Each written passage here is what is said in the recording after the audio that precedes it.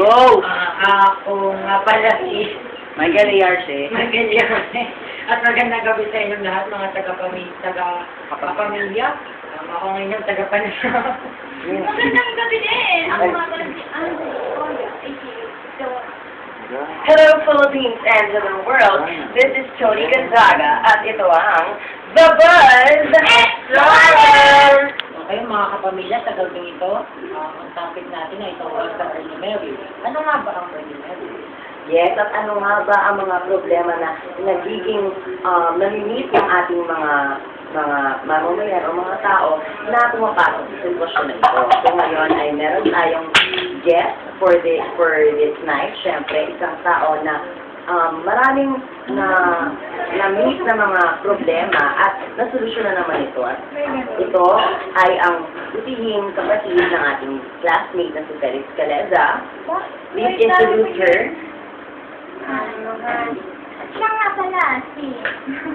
ano? Ay, kanya is Sheila. Miss Sheila Ann Caleza. Palakpak.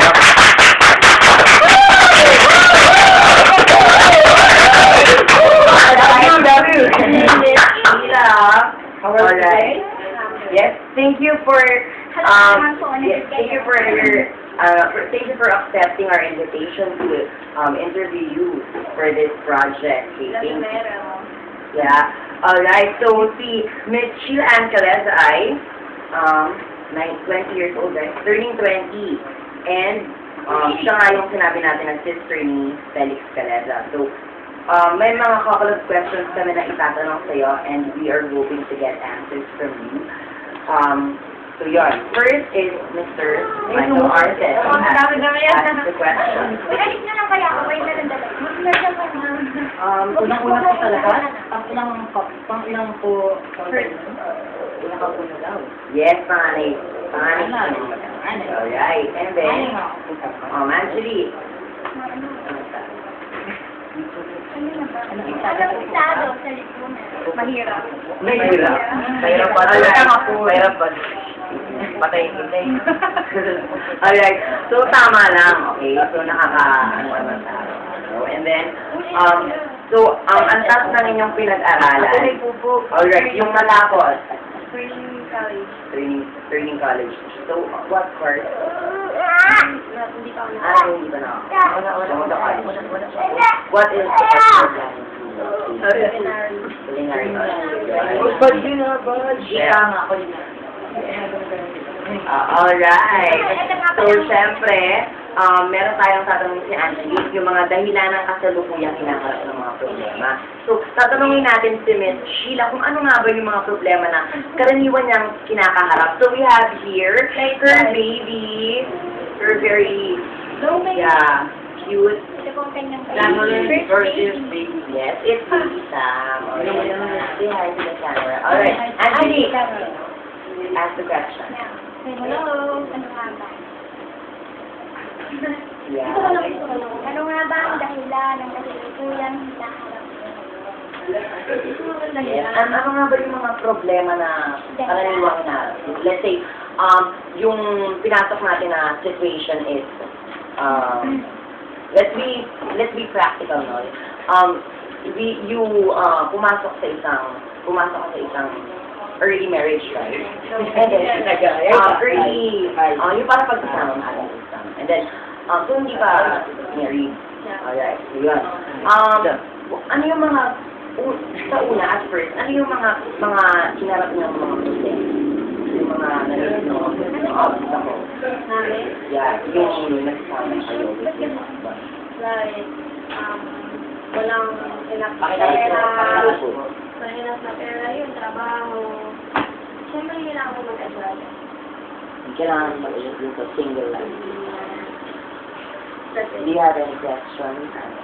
Wala nang mga problema. And then, after nun, Angelique, what? Karaniwang problema na kinakaharap. So, yun ang mga problema kinakaharap, yun nga yung financial problem. Yeah. And then, hindi ba naging problema yung sa family, yung sa loob ng family. Sa family niyo, yes, and sa Actually, family. mahirap kasi minsan, pag kailangan mo, parang kailangan mag-iwalay, wala kang mukhang ano, di ba? Yeah. Kasi parang you're a part of him and he's a part of you na, di ba? Yeah, that's right. Yun, tapos, ano pa nga ba? Teka lang, siguro Siguro yun na yun. Yes. Ano pa yung mga... Next, anong solusyon? paano yung nasusolusyon ng bawat problema? Yun. Siyempre, sa bawat problema, kailangan solusyonan natin yan. Siyempre, yung nadadanaman sa pag-uusap yun. Yun. Basta, pag-uusap. Yes, and mabuti nandyan yung family, di ba? Nandyan yung family na... Nagsusupport. Yes. Bawat problems na. And okay ba yung family yung family ng guys and yung family niyo with the guys? Yeah. So you're having a healthy relationship with each other. Alright. So what's the other questions out there? Okay, so what are your advices for the people who are experiencing it right now? Yung mga nakakaranas ng mga ganon, and yung mga pumasok Makakaranas o hindi, o wala pang alam.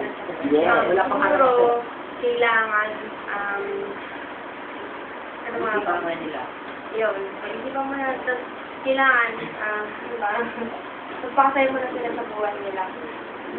Kasi pag ano, di ba, pag hindi na, wala na sa single life, di ba? Kahit anong mangyari, you're a peer, magkasama na kayo, dapat alam niyo yung mga ginagawa mo, and alam niyo na yung mga ginagawa. Alam niyo na yung mga ginagawa niya. So, you're living as one, pero po kayo, di ba? So, yun. Yun yung mga advices for the Wala youth. maisip eh. Yes. Ano pa ba?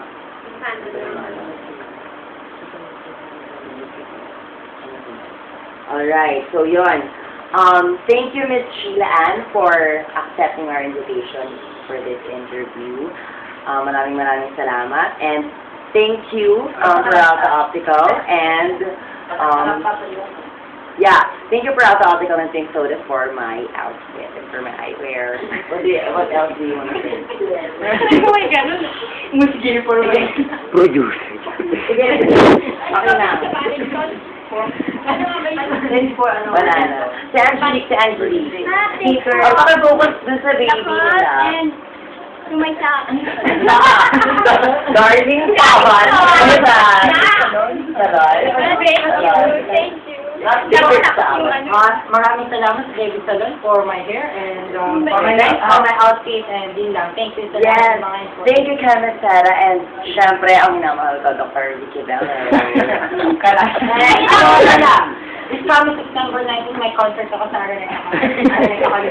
Pelikula. Pelikula, 5. In theater. And syempre, showing na po In Your Eyes, starring Mercury and Curtis. Ang dami kong personality. Alright, so thank you, Miss Sheila. And then, wala po yung husband niya, so unfortunately, hindi po natin. Ay, mga audience, Yung ating mga ka-group, yung mga ka-group natin, dito, sumama na tayo. Yung ating photographer, Mr. Ruel.